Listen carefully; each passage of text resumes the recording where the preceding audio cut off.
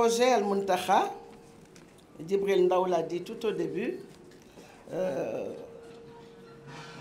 constitue à faire renaître, à reprendre une habitude qui avait disparu de notre société, les tolou al-larba, comme on les appelait, ou les chants du mercredi.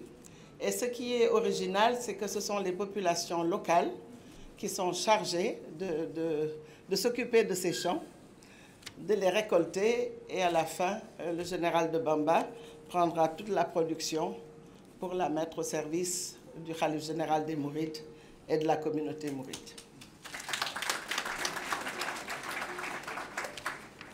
Nous sommes sûrs donc, comme le ministre de la Santé l'a affirmé, que l'État apportera son précieux concours à ce projet qui est très innovant et qui pourra bien sûr permettre la réalisation du plan Sénégal émergent. Je voudrais maintenant vous parler peut-être un tout petit peu de politique pour fermer cet exposé. Nous savons que le président Macky Sall, dans moins d'1 an, ira briguer les suffrages des Sénégalais pour avoir un 2e mandat à la tête du Sénégal. Je pense que ce 2e mandat n'est pas chose impossible. Pourquoi? Parce qu'il a un bilan qui est digne d'éloge. Il a fait des réalisations concrètes dans ce pays depuis 2012.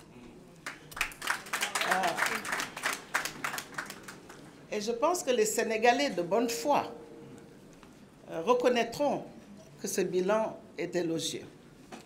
Je crois que les Sénégalais de bonne foi pourront dire en février, le 24 février 2019, Inch'Allah, ce Sénégalais-là, ce fils du Sénégal, a montré pendant 7 ans son volontarisme pour faire avancer le pays, pour le pousser vers l'émergence. Nous devons peut-être lui donner encore 5 ans pour terminer son action.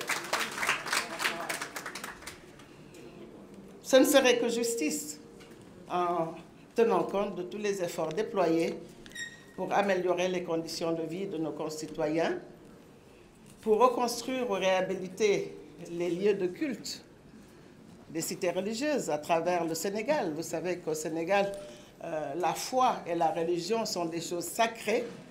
Et je crois que dans tout cœur de khalife général ou homme religieux, vous trouvez une sympathie, une affection pour le président Sall en raison de tous les efforts qu'il a déployés pour la religion. Et pas seulement l'islam, mais aussi la chrétienté. Nous sommes une république laïque et nous vivons en harmonie, catholiques, chrétiens, musulmans. Dieu merci. Donc, c'est vrai que rien n'est parfait en ce bas monde. Je sais que quand on parle d'un bilan, il y a un bilan matériel qui est visible à l'œil nu et il y a un bilan immatériel. Et je pense que le président Macky Sall, si jamais, par la volonté de Dieu et la volonté du peuple sénégalais, arrivait à avoir ce 2e mandat, il pourrait davantage renforcer le bilan immatériel. C'est quoi le bilan immatériel, à mon humble avis?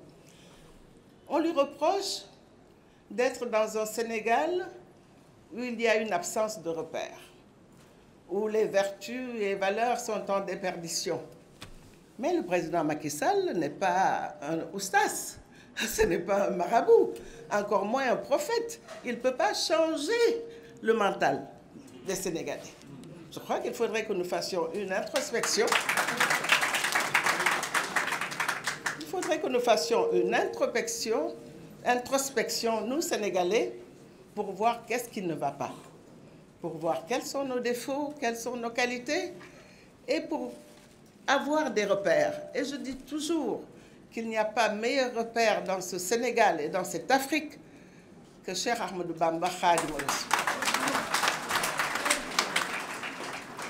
Si on suit la voie de Cheikh Ahmadou Bamba Khadim Rassoul, le pays ne se développera pas sur 30, 50, 40 ans, mais je crois qu'il y aura un raccourci. 4, 5.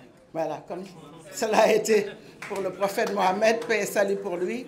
Sur lui, je crois que le Sénégal pourrait faire un raccourci et que l'émergence pourrait arriver avant 2035. Donc je voudrais terminer en vous demandant, vous les jeunes marabouts qui constituez la force de frappe du général de Bamba, de continuer cette mission pour la réélection du président Macky Sall. Je suis à l'Assemblée nationale, j'ai la chance, depuis qu'il est président de la République, d'être député à l'Assemblée nationale. Député non inscrit, peut-on dire. Et je n'ai jamais été tendre avec lui. Parce que je pense qu'il faut une critique saine et objective peut permettre d'aller loin. Et que l'unanimisme ne mène à rien de bon. Et c'est pour cela que chaque fois que c'était nécessaire, je disais à Benno Bokk Yakaar, attention, cette voie n'est pas la bonne. Attention, allez sur cette voie. Et ça, c'est grâce au Parti de la Vérité et à la mission de Cheikh Ahmadou Kara Mbacké Noreyni que nous avons pu avoir cette attitude d'équilibre entre l'opposition et la majorité présidentielle.